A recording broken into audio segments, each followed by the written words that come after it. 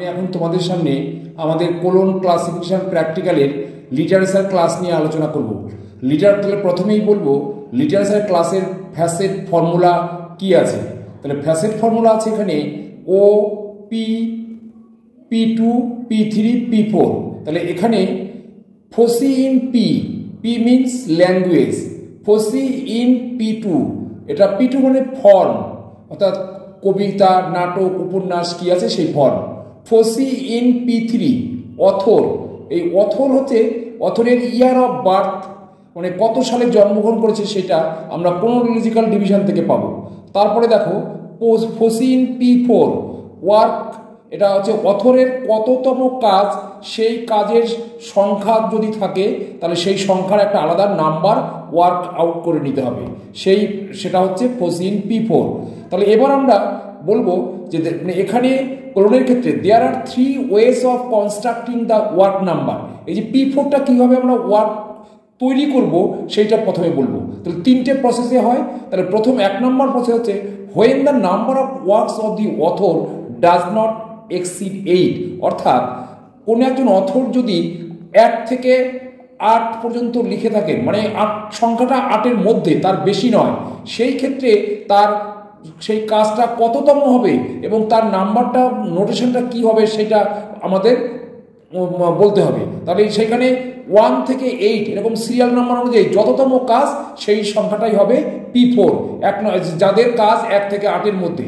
অর্থাৎ এখানে আমি একটা উদাহরণ ব্যবহার করতে পারি, Abhijnanam Shakuntalam of Kalidas. Kalidas was born AD 40 and the works was his first work and this was his first work। তাহলে কি দাঁড়ালো, Abhijnana Shakuntalam of Kalidas was born AD 40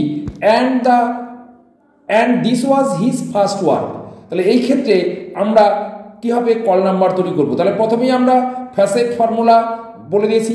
এবার আমরা শিডিউল থেকে কোলন ক্লাসিফিকেশনের 6th এডিশন, শিডিউলের 6th এডিশনের লিটারেচার মেন ক্লাস বের করব। লিটারেচার মেন ক্লাসে গিয়ে আমরা দেখব ফ্যাসেট ফর্মুলা প্রথমে দেওয়া আছে। তাহলে সেইখানে ফর্মুলা অনুযায়ী লিটারেচারের মেন ক্লাসের নাম্বার হবে ও, মেন ক্লাসের নাম্বার হবে ও।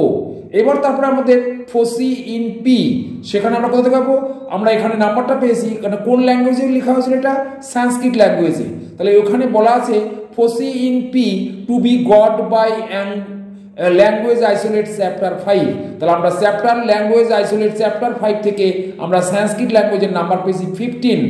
এইবার শিডিউলের ফসি ইন P2, সেইখান থেকে আমরা ফর্ম, ড্রামা, প্রোজ, পোয়েট্রি, এগুলো যেটা হবে সেটা। এখানে অভিজ্ঞান শকুন্তলম ড্রামা, সেই জন্য আমরা ড্রামার নাম্বার নিয়েছি P2, তার নাম্বারটা হচ্ছে 2।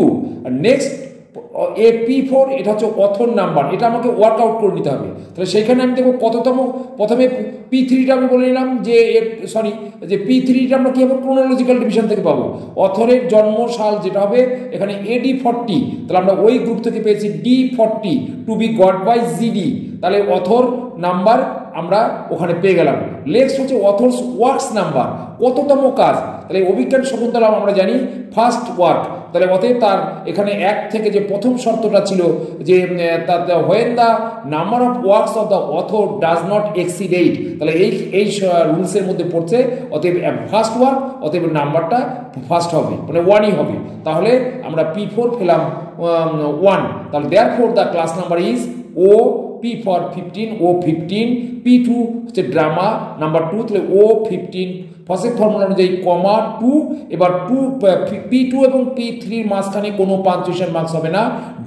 মানে P3 হচ্ছে অথর নাম্বার, এখানে অথর নাম্বার পেয়েছি D40, এবং লাস্ট হচ্ছে P4 অর্থাৎ নাম্বার অফ অথর্স ওয়ার্কস 1। তাহলে কমপ্লিট নাম্বার হবো, ক্লাস নাম্বার হলো বলতে O15, 2, D40, 1। Thank you.